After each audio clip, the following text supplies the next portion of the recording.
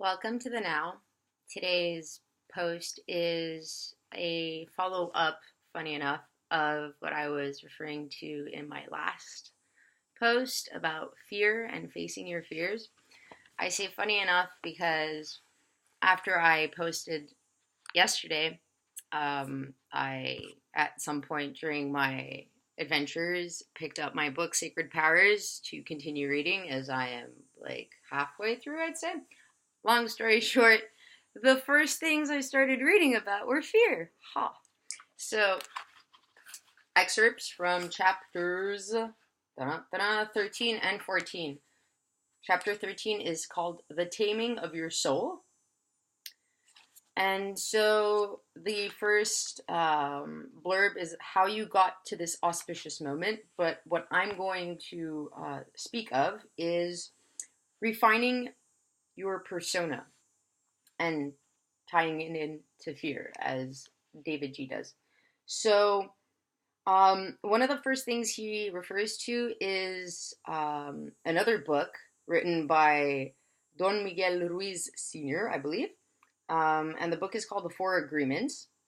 And so, apparently, Miguel, or Don Miguel Ruiz, refers to this early self-creation process as self-domestication, so that we developed a pattern of conditioned behavior and our psychological and biological prerequisites evolved into more complex emotional requests. In short, in our weakest moments, we start to forget that we're this pure, whole, perfect being who came into this world filled with infinite possibilities. And out of fear or desperation, we make decisions that box us into corners where we never expected to find ourselves. Over time, it becomes the new normal. Suddenly, we're making life choices based on someone else's intentions and desires. And in those uncertain moments, so far from our original plan, we defer our dreams and resign ourselves to accepting smaller expressions of our magnificence until our once bright light is dimmed.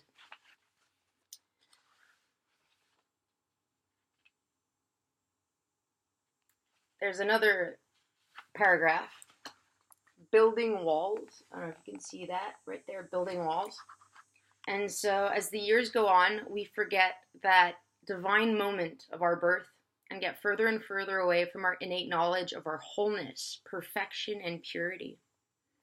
With each mistake or regretful action, we stop accepting that we're divine creations. We begin to build walls in our heart, our conversations, our sense of self, our attitudes, and even our physical body. Our fear of being judged makes us seek to fit in. Our natural state of self-acceptance and self-celebration starts to fade. We become masters of hiding our vulnerability behind masks of stoicism and projections of false confidence. And in the process, we lose the precious gift of our innocence and become spectacle of the infinite kindness of the universe. And so, you can choose. You can choose to play dumb. Let's just put it that way in layman's terms. Or you can choose to snap the fuck out of it. Excuse my blunt language and vocabulary, but sometimes it's necessary.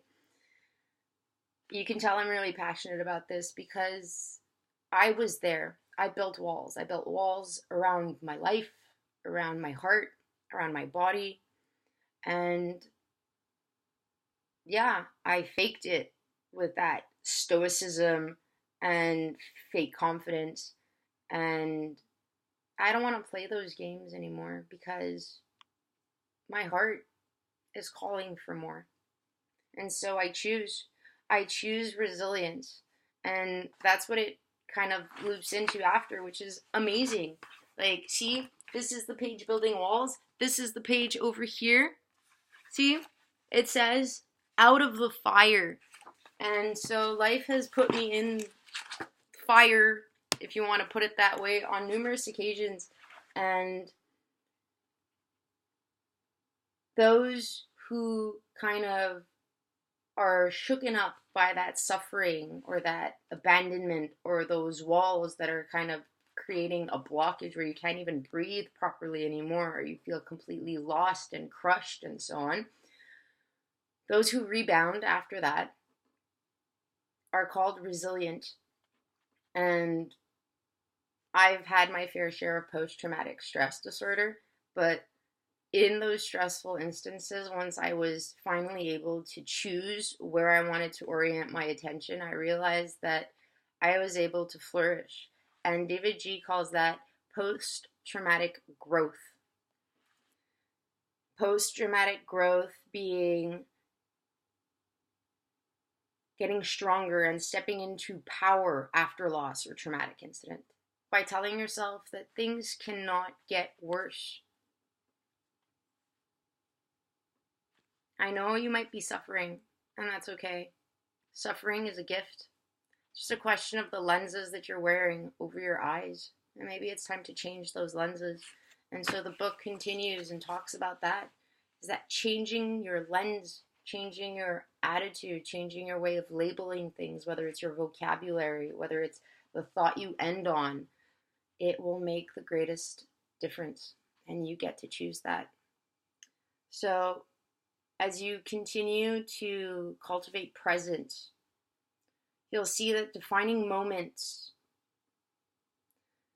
especially the hard ones, I quote that because hard is very subjective, and something that might seem very easy to someone could be extremely strenuous for someone else. So hard moments are heavenly invitations from the universe for us to take ownership of our lives, step into our power, and leap into rebirth. Eleanor Roosevelt reinforced this sentiment when she said, "You gain strength, courage, and confidence by every experience in which you really stop to look fear in the face. You're able to say to yourself, I've lived through this horrible horror. I can take the next thing that comes along." You must do the thing you think you cannot do. And if you need help, holler, find me, comment here, share. Find me when I'm teaching practices, when I'm enjoying the outdoors. Connect. Whether you realize it or not, that's your greatest aspiration, being connected.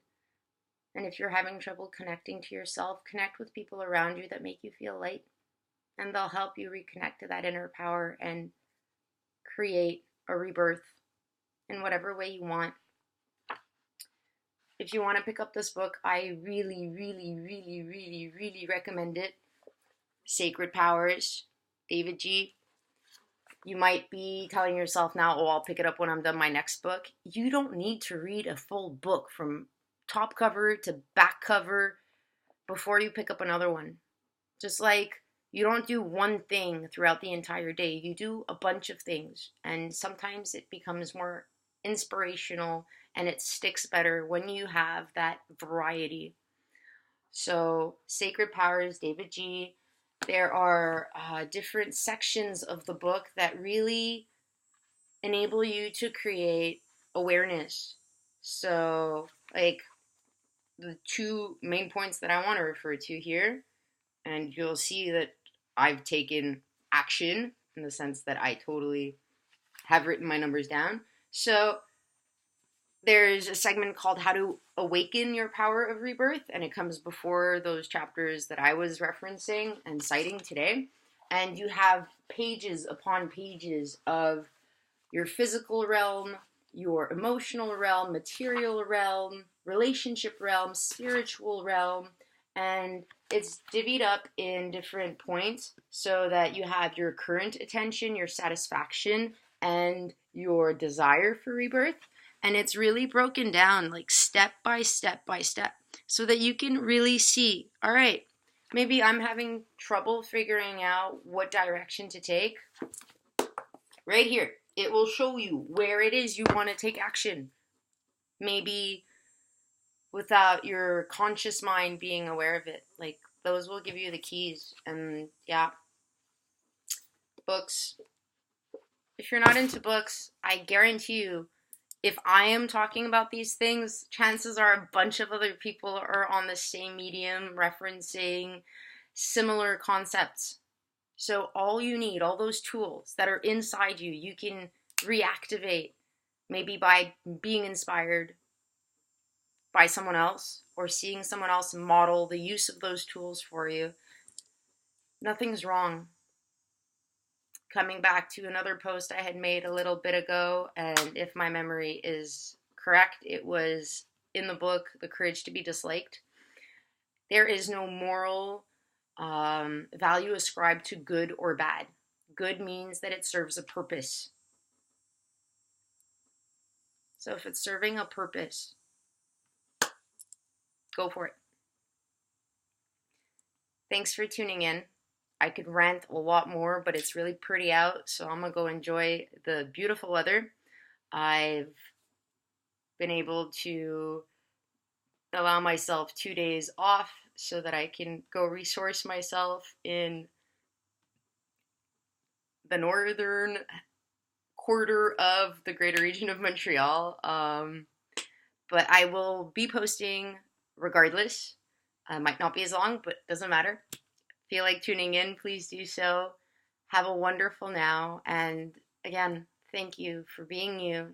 Thank you for helping me absorb this material.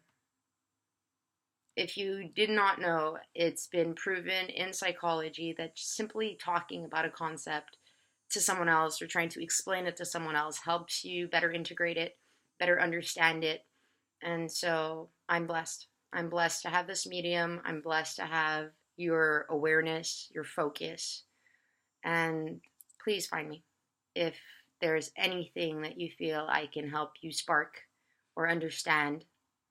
You can comment below, like, share, subscribe, and just keep being you. Thanks. Have a wonderful now. Peace out.